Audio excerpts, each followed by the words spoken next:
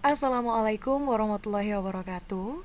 Kembali lagi di Kisi-Kisi Asesmen Madrasah Bahasa Arab Part 2, yaitu membahas tentang materi kelas 5.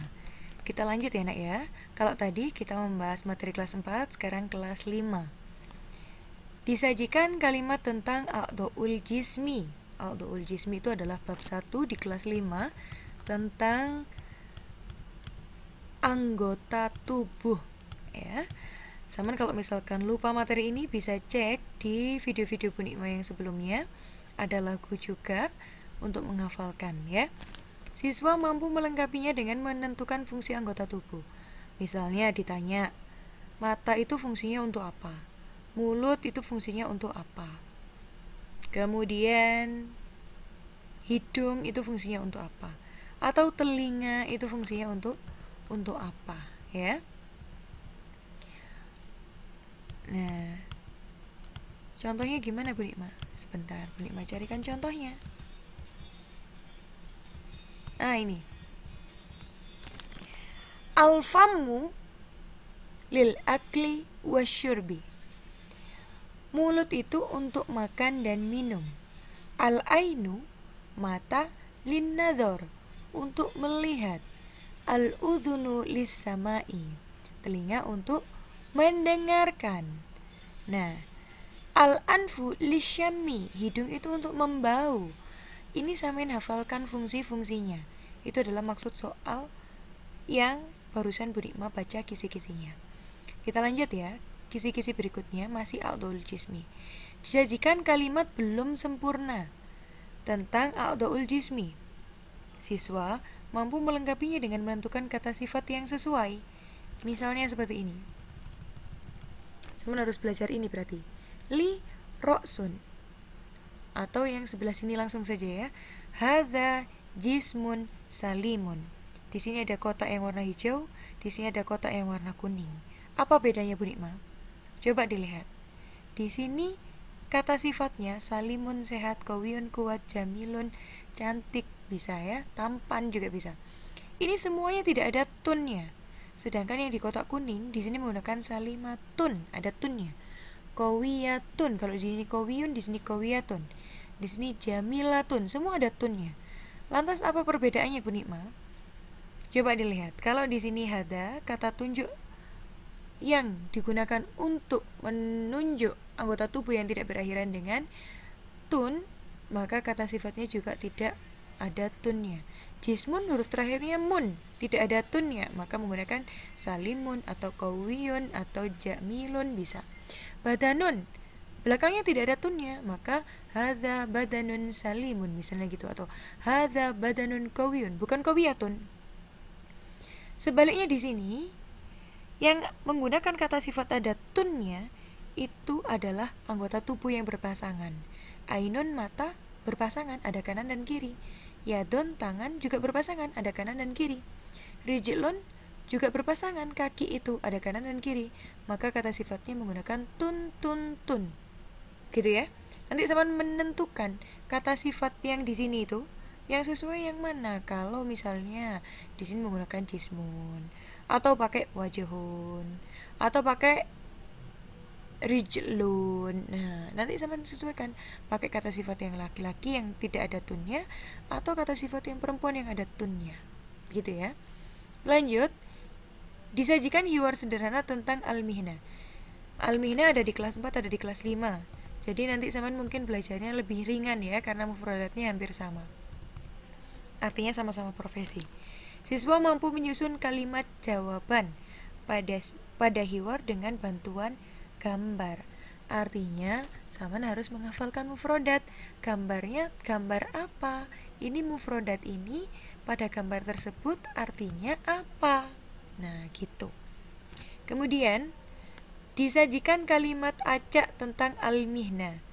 Siswa mampu menyusun sehingga menjadi kalimat yang sempurna. Nanti bentuknya seperti ini. Sampean tinggal mengurutkan.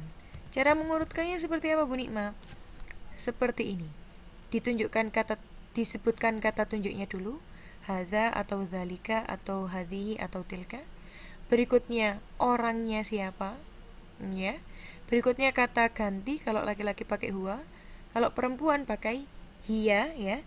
Kemudian baru di sini profesinya apa. Gitu ya, Nak ya. Setelah profesinya apa, baru dia itu seperti apa. Nasyitun itu rajin, ya. Kemudian mahirun itu dia berarti pintar, ya, atau mahir, seperti itu. Jadi urutannya seperti ini. Kata tunjuk dulu, pelakunya siapa, kata ganti, baru profesi, setelah itu diikuti dengan keterangannya dia seperti apa dalam bekerja. Gitu ya, Nak ya. Itu untuk al-mihna. Sekarang kita lanjut di kisi-kisi berikutnya. Nomor 14. Kita masuk di bab baru. Disajikan kalimat sederhana tentang hadikotul hayawanat. Hadikotul hayawanat artinya kebun binatang, ya. Siswa mampu menerjemahkan kalimat yang bergaris bawah. Yang bergaris bawah itu kemungkinan besar adalah seputar hewan. Nanti sama diminta mengartikan hewan apakah yang digarisbawahi itu. Jadi ini dihafalkan, ya. Sudah ada gambarnya ya, Nak ya. Nanti Bu Nima akan share buku ini biar sampean bisa belajar. Lanjut nomor 15. Disajikan kalimat rumpang tentang hadikotul hayawanat, masih babnya sama. Siswa mampu melengkapinya dengan memperhatikan penggunaan kata sifat yang sesuai. Contohnya seperti apa Bu Nima? Ini dia. Di sini ada hewan, di sini ada kata sifat, di sini ada kata tunjuk. Sama seperti penjelasan sebelumnya. Kalau hewannya tidak diakhiri dengan tun atau tak marbuto, maka kata tunjuknya juga menggunakan hadza atau zalika. Kata sifatnya menggunakan kata sifat yang tidak berakhiran dengan tun. Di sini yang diminta adalah penggunaan kata sifat. Berarti nanti yang sama perhatikan yang di sini. Ya. Kalau di sini kata sifatnya perempuan, ada tunnya, tawilatun, ada tunnya kan belakangnya, sohirotun, kabirotun, jamilatun. Berarti di sini hewannya juga menggunakan hewan yang huruf terakhirnya adalah tun. Zarofatun, dajjajatun, sajarotun, hadikotun, semuanya ada tunnya.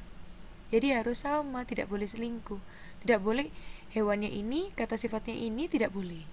Kata sifatnya ini, hewannya ini juga tidak boleh. Harus sesuai kamarnya. Kamar yang tidak ada tunnya, semua tidak ada tunnya. Kamar ada tunnya, semua ada tunnya. Gitu ya. Berikutnya disajikan kalimat rumpang tentang fi hurfatil istiqbal wal mudzakarah. Hurfatul istiqbal itu adalah ruang tamu, sedangkan hurfatul mudzakarah adalah ruang belajar. Siswa mampu melengkapi dengan tepat. Misalnya di sini ada ruangan-ruangan, ada ruang tamu, ada ruang belajar gitu ya. Nanti akan ditanyakan di titik-titik ada apa dan apa, atau di titik-titik ada buku dan meja misalnya gitu. Yang ada buku dan meja itu di ruang mana ya kira-kira? Apakah di ruang tamu, apakah di ruang belajar, atau di ruang kamar tidur? Nah itu nanti sama sesuaikan. Artinya di soal ini sama harus menghafalkan mufrodat ini, ya.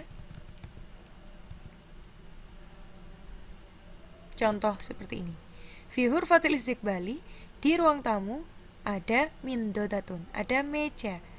Nanti mungkin di sini ada titik-titik. Fi titik-titik mindodatun. Oh, mindodatun itu di mana ya? Nah, seperti itu. Makanya yang mufradatnya dihafalkan ya. Nomor 17 juga sama seperti itu. Kemudian nomor 18, disajikan kalimat sempurna tentang fi hurfatil mudzakarah, fi hurfatil istiqbal wa hurfatil mudzakarah. Siswa mampu menentukan mubtada dalam kalimat tersebut. Mubtadanya yang mana, khobarnya yang mana. Ini mubtada, ini mubtada juga, ini khobar. Yang kuning ini mubtada, yang hijau khobar. Mubtada bisa di depan, bisa di belakang. Tanda tanyanya, kalau di depan ada alnya, al. Al baitu bukan baitun, al hurfatu. Kalau ada seperti ini berarti kemungkinan besar dia yang ada alnya itu menjadi mubtada. Atau kalau kalimatnya dibalik seperti ini, yang di belakang yang tidak ada alnya itu jadi mubtada, asal depannya itu ada fi-nya, fil baiti misalnya gitu. Ada alal kursi misalnya, atau ada janibah hurfatil istiqbali misalnya. Nah gitu ya. Kalau ada fi, ala, janibah, seperti itu di depan, berarti mubtada'nya kemungkinan di belakang. Tapi kalau itu V-nya di belakang, janibahnya di belakang, berarti mubtada'nya yang ada al-nya yang di depan. Begitu maksudnya. Berikutnya, disajikan hiwar belum lengkap tentang fil ma'mal wa maktabatil madrasah. Di laboratorium, ma'malun itu laboratorium, wa maktabatil madrasah dan perpustakaan sekolah. Siswa mampu melengkapinya dengan bantuan gambar. Ya. Jadi nanti ada gambar yang menanyakan bahasa Arabnya apa, makanya sama harus hafal. Misal, oh ada majalah di situ, berarti bahasa gambarnya majalah, berarti bahasa Arabnya majalah apa?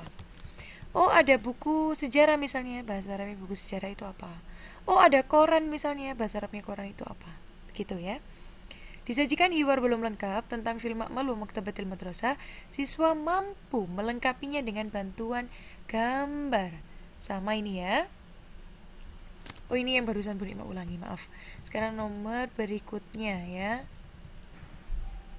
Disajikan teks qiraat tentang fil ma'mali wa maktabatil madrasah. Siswa mampu menjawab soal seputar teks. Ya, ini berarti ada soal ya. Kemudian ada teks, kemudian sama ditanya arti ya, atau maaf siswa mampu menjawab soal seputar teks. Oh ya, ini berarti ada sebuah teks bacaan, kemudian sama ditanyakan misalnya ya, di sini ada komputer, di sebelahnya komputer ada printer, misalnya gitu, tapi dalam bahasa Arab ya, makanya sama harus menghafalkan mufradatnya. Nah, di atasnya meja itu ada buku. Nanti pertanyaan misalnya gini, di mana printer berada? Di mana layar berada? Nah, itu sama tinggal mencari aja di bacaan. Yang kalimatnya hampir sama. Itu yang nomor 21. Kalau nomor 22 disajikan kalimat sempurna tentang fi ma'mali wa maktabil madrasah. Siswa mampu menentukan kedudukan kata yang bergaris bawah dalam kalimat tersebut. Ini menentukan mubtada dan khobarnya sama seperti tadi. Misalnya al-hasubu fil ma'mali yang digarisi al-hasubu. Al-hasubu itu jadi apa? Oh, kalau ada alnya di depan berarti dia jadi mubtada. Oh, kalau nggak ada alnya di belakang dan didahului oleh fi, ala dan lain-lain, berarti mubtada'nya di belakang, yang di depan adalah khobarnya, gitu ya. Kalau khobarnya di depan namanya khobar muqaddam, kalau mubtada'nya di belakang namanya mubtada' muakhar. Berikutnya, disajikan hiwar belum lengkap tentang fil ma'mali wa maktabatil madrasah. Siswa mampu melengkapinya dengan tepat. Nah, ini bagaimana? Nanti ada percakapan.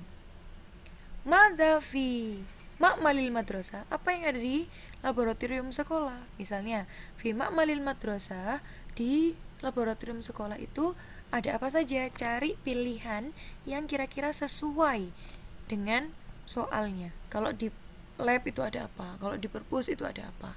Ya, sekali lagi hafalkan mufrodatnya. Berikutnya, disajikan kalimat belum lengkap tentang fil maqsof. Fil maqsof bab terakhir yaitu tentang di kantin. Siswa mampu melengkapinya dengan bantuan gambar. Di sini banyak mufrodat tentang makanan-makanan dan minuman. Nanti ada salah satu gambar yang diminta untuk mengartikan ke dalam bahasa Arab. Jadi hafalkan sekali lagi ya. Nomor berikutnya, disajikan kalimat sempurna tentang fil maqsof. Siswa mampu menentukan kedudukan kata dalam kalimat tersebut. Dia jadi apa? Apakah khobar, apakah mubtada? Sama seperti tadi penjelasannya ya nak ya. Nah, mubtada, khobar sama seperti tadi. Disajikan dua mufrodat seputar fil maqsof. Mufrodat artinya kosakata, siswa mampu membuat kalimat. Jadi Saman membuat kalimat dari satu itu. Artinya Saman harus menghafalkan mufrodat. Mungkin sekian untuk kisi-kisi kelas 4 dan kelas 5. Berikutnya sudah materi kelas 6, Saman bisa belajar mandiri. Semoga sukses dan dilancarkan asesmen madrasahnya. Kurang lebihnya, Bu Nikmah mohon maaf. Assalamualaikum warahmatullahi wabarakatuh.